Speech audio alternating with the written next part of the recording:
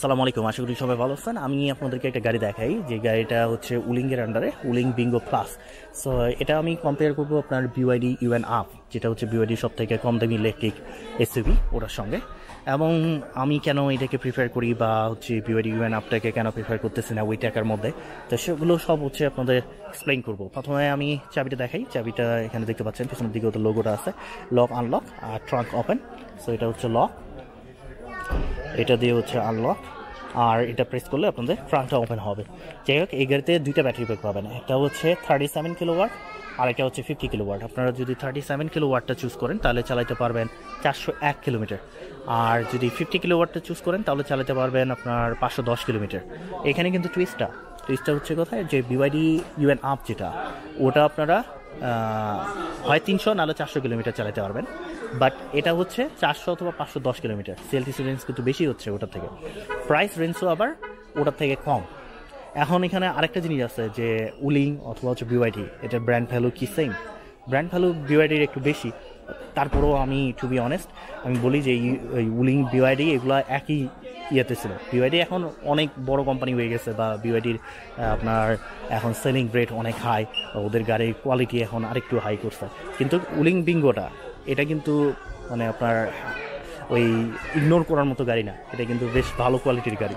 তো যাই হোক না কেন, আমি উপরে এই জায়গায় আসি। এই জায়গায় হচ্ছে এলইডি ডিটিএম রাইডিং লাইটটা পাচ্ছেন, যেটা দিনের বেলা এবং রাতের বেলা ভিজিবল থাকবে।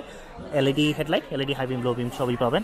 আর এই জায়গায় হচ্ছে এটা ফ্লো করতে পারবে একটা স্পেস আছে, যেটা আপনাদেরকে বেটার অ্যারোডাইনামিক পারফরমেন্স দিবে। ট্রাক কোএফিশিয়েন্ট তারা মেনশন করে নাই, but it should be below to 0.30 CD. আমরা যদি ফ্রন্টে আসি, এখানে ওদিকে লোগোটা দেওয়া আছে, কোনো 360 ডিগ্রি ক্যামেরা নাই, এবং এখানে একটা গ্রিল পাচ্ছি, এটা ফাংশনাল। এই গাড়ি পাওয়ার আউটপুট বলে রাখি 102 horsepower along with 180 newton metre of torque, এবং 0 to 100 এটা সমানে 11 সেকেন্ডস, যেটা হচ্ছে আপনার বিওয়াইডি ইউএন আপের সেম। আমি সামনের ইয়েটা খুলতেছি না, কারণ এটা হাইড্রোলিক না, আর এখানে কোনো ইঞ্জিন নাই। আর এটা হচ্ছে চার্জিং পোর্টটা, দুইটা চার্জিং পোর্ট আছে, স্লো এবং ফাস্ট চার্জিং পোর্ট। এখানে একটা আছে, লেফট সাইডে একটা। সো স্লোটা ইউজ করলে আপনাদের সময় লাগবে 8 থেকে 10 ঘন্টা, আর ফাস্ট চার্জিং পোর্টটা ইউজ করলে ওটা সময় লাগবে আপনাদের 25 মিনিট। যাই হোক না কেন, এই পাশ থেকে আসি। সো এখানে দেখতে পাচ্ছেন গাড়িটা, এই গাড়ির উচ্চতা সব কিছু বলবো। পিছনের দিকে যদি একটু আসি, পিছনের দিকে দেখুন, এখানে লাইটটা বন্ধ হয়ে আছে। সো পিছনের দিকে এই পাশ থেকে আমার জন্য ইজি হবে।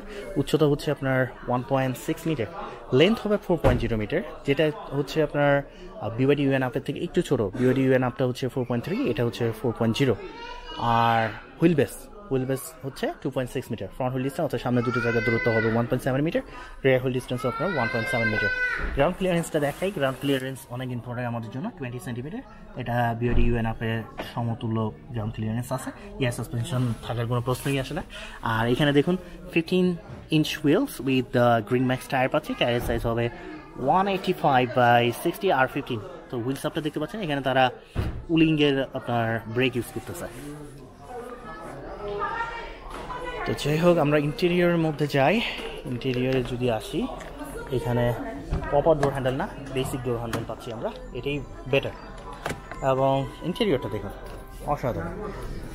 এই জায়গায় যদি আসি, এখানে দেখুন এগুলো আমরা এইভাবে মুভ করতে পারি। ইলেকট্রিক সিট পাচ্ছি, হাই করতে পারবেন, লো করতে পারবেন, এবং এটার মাধ্যমে এটা ডাউনও করতে পারবেন।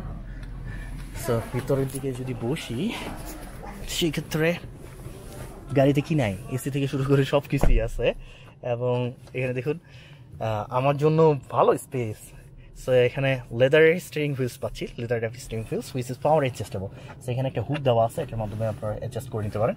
এখানে এয়ার ব্যাগও আছে। সো সেফটি নিয়ে তারা এর আগে ওই জায়গায় যে ছোটো ছোটো মিনিগুলো দেখতে পাচ্ছেন, ওগুলো টপ সেলিং ছিল ওদের। তো ওটাতে সেফটি অত ওরা গুরুত্ব দেয়নি, বাট এই গাড়িটাতে সেফটি গুরুত্ব দিচ্ছে, যার কারণে হচ্ছে আপনার কোয়ালিটি বেটার করছে। একটু প্রাইসটা আগের থেকে বাড়ছে, বাট মানে জিনিস ভালো হলে তো অবশ্যই প্রাইস একটু ম্যাটার করবে। তো এখানে যে সুইচগুলো, এখানে দেখুন, এটার মাধ্যমে আপনারা ফোন রিসিভ করতে পারবেন, অর্থাৎ কল রিসিভ করতে পারবেন। ভয়েস কমান্ড, এটা প্রেস করলে আপনারা এআই সিস্টেমের সঙ্গে কথা বলতে পারবেন, increase and decrease. So volume up down করতে পারবেন। তার পাশাপাশি এখানেও কিছু আছে। আর এটাতে কোনো প্যাডেল শিফটার নাই। এই জায়গায় যদি আমরা এই স্ক্রিনটা দেখি, এটার মাধ্যমে আপনারা সিএলটিসি রেঞ্জ আর স্পিডটা দেখতে পারবেন। পিভিসি লেদার পাচ্ছি আমরা ড্যাশবোর্ডের মধ্যে, কোনো অটো হুড নাই। আর এখানে একটা ছোট স্ক্রিন পাচ্ছি, এই স্ক্রিনটা সব কিছু এগুলো চাইনিজে দেওয়া, বাট গ্লোবাল মার্কেটে গেলে অবশ্যই ইংলিশে পাবেন। সো এইখানে বেসিক্যালি আমরা যে ফাংশনগুলো পেয়ে থাকি, এসি অফ অন থেকে শুরু করে সিট হিটিং সিস্টেম চালু। তো যাই হোক, এইখানে দেখেন এয়ারব্যাগ আছে, যেটা বলতেছি সেফটিটাকে এখন ওরা অনেক গুরুত্ব দিচ্ছে। 1 2 3 4 4টা এসি ভেন্ট পাচ্ছি আমরা। এবং এগুলো দেখুন, এগুলো কিন্তু আপনার সফট লেদার, মানে প্লাস্টিক কিছু যে নাই তা না, প্লাস্টিক অবশ্যই থাকবে, কারণ প্রাইসটা তো বলে দিচ্ছি যে আপনার খুবই কম। তো সেক্ষেত্রে প্লাস্টিক আছে, তারপরেও এগুলো কোনো চোখে লাগতেছে না। বিওয়াইডি গাড়িতেও সেম, কাজেই আমাদেরকে প্রাইসটা বিবেচনা করতে হবে। এখানে একটা কোম্পানির বক্স আছে। এই জায়গায় যদি আসি, এখানে হ্যাজার্ড বাটনটা, এসি ভ্যান্ট দেখতে পাচ্ছেন। তার পাশাপাশি এই জায়গায় হচ্ছে আপনার কাপ হোল্ডার, 1 কাপ হোল্ডার আমরা পাচ্ছি। আর একটা আর্মরেস্ট দেওয়া আছে, ওর সঙ্গে কোনো বক্স নাই, বাট একটা আর্মরেস্ট দিছে, এটাতেই আমি খুশি। কারণ মাঝে মাঝে চালানোর সময় হাত এইভাবে রেখে দিতে হয়, সেক্ষেত্রে আসলে আর্মরেস্ট না থাকলে খুবই ঝামেলা হয়, যেটা হচ্ছে ওই ছোট ছোট গাড়িগুলোতে ছিল না। আর এই জায়গায় হচ্ছে আমি শিওর না এটাতে আপনার ফোন চার্জ করতে পারবেন কিনা, আর ওই জায়গায় ইউএসবি একটা পোর্টও পাচ্ছি আমি। আর উপরের দিকে যদি দেখাই, উপরের দিকে দেখুন, এখানে যে লাইটটা এভাবে এটা ওপেন বা ক্লোজ করতে হয়। কোনো সানরুফ নাই, আমরা বিওয়াইডি ইউএন আপেও সানরুফ পাবো না, ইউএন আপ প্লাসে সানরুফ পাবো না, যেটা এটার থেকে অনেক এক্সপেন্সিভ। আর এখানে যদি আমরা দেখি, এখানে মিররের সঙ্গে কোনো লাইট নেই। যাই হোক না কেন, এই সাইডে আসি, এই সাইডে লেফট সাইডে এই জায়গায় হচ্ছে আমরা এসি ভেন্ট পাচ্ছি, এগুলো সফট লেদার যেটা বললাম। আর এটার মাধ্যমে আপনারা দেখুন সবগুলো মিরর আপনারা ওপেন এবং ক্লোজ করতে পারবেন। তো আমি একটু সেকেন্ড রোটাতে যাই, সেকেন্ড রোটা দেখাই আপনাদেরকে। তো এখানে দেখুন সেকেন্ড রোটার এগুলো সব হচ্ছে লেদারের সিট এবং seat heating, seat massage activate করা যায়। এখানে কোনো আর্মরেস্ট নাই, সুতরাং আপনারা 3 জন, সামনে 2 জন, 5 জন বসতে পারবেন। এটাও বিওয়াইডি ইউএন আপের সেম। এবং আমি যদি একটু ভিতরে বসি, আমি তো 186, তো সেক্ষেত্রে আমার ক্ষেত্রে দেখুন, আমার ক্ষেত্রে যদিও একটু বিওয়াইডি ইউএন আপের থেকে একটু ছোট, তারপরেও আমার enough leg space, head space আছে। আর এই জায়গায় কোনো এসি ভ্যান্ট পাচ্ছি না, যেটা বিওয়াইডি ওই গাড়িটাতেও নাই। যেটার প্রাইস হচ্ছে এটার থেকে বেশি। আপনারা বিওয়াইডি ইউএন আপ আমার চ্যানেলে চেক করতে পারেন। তো এক্ষেত্রে আপনার দেখুন যে ইন্টেরিয়র কিন্তু খুবই সুন্দর ইন্টেরিয়র বলবো, এই বাজেটের মধ্যে খুবই সুন্দর ইন্টেরিয়র দিছে। কারণ এটা যদি ইউএন আপের সঙ্গে আমরা কম্পেয়ার করি, অনেক সাশ্রয়ী এবং সিএলটিসির রেঞ্জটাও আমরা বেশি পাচ্ছি। পিছনের দিকে একটু দেখেন, পিছনের দিকে হচ্ছে আপনার এখানে টেল লাইটগুলো আছে, আর এখানে ব্রেকের সঙ্গে একটা লাইট পাবেন। 360 ডিগ্রি ক্যামেরা পাবেন এই জায়গায়। আমি এটা কার্গো স্পেসটা দেখি, কার্গো স্পেসটা হাইড্রোলিক না, এইখানে অ্যারাউন্ড আমরা 353 লিটারের মতো স্পেস ক্যাপাসিটি পাবো, যেটা আমরা বিওডি ইউএন আপ সেমি পাচ্ছিলাম। আর আপনারা যদি সেকেন্ড রোটা ডাউন করে দেন, তাহলে ভালো একটা স্পেস পাবেন। আর এখানে লাইটও দেওয়া আছে। সো অনেক কিছু চিন্তা ভাবনা করেই কিন্তু ওরা এই গাড়িটা নিয়ে আসে। এই বিঙ্গোর আরও ভার্সন আছে ওই সাইডে, বাট ওগুলো আর এটার মধ্যে পার্থক্য আছে। এটা বিঙ্গো প্লাস, তো এটা হাইড্রোলিক না, এটা আপনারা এইভাবে ক্লোজ করবেন। সো এখন বলি, বিওয়াইডির গাড়ি তো বাংলাদেশে গেছে, বিওয়াইডি ইউএন আপ যেটা হচ্ছে সব থেকে চিপেস্ট ইলেকট্রিক এসইউভি বিওয়াইডির লাইন আপে। তো সেক্ষেত্রে ওই গাড়িটা যদি বাংলাদেশে যায়, ওটা 300 কিলোমিটার যদি আপনারা চুজ করেন রেঞ্জের, তাহলে দাম পড়বে আপনার $14,000, মানে $14,000। আর যদি আপনারা এই গাড়িটা 400 কিলোমিটারটা চুজ করেন, তাহলে দাম পড়বে $12,000। এটাই পার্থক্য। আবার বিওয়াইডি ইউএন আপের আপনারা যদি 400 কিলোমিটার চুজ করেন হাই ভার্সন যেটা, তাহলে ওটার দাম পড়বে $17,000। আর যদি এটা আপনারা 510 কিলোমিটারটা চুজ করেন, তাহলে দাম পড়বে $14,000।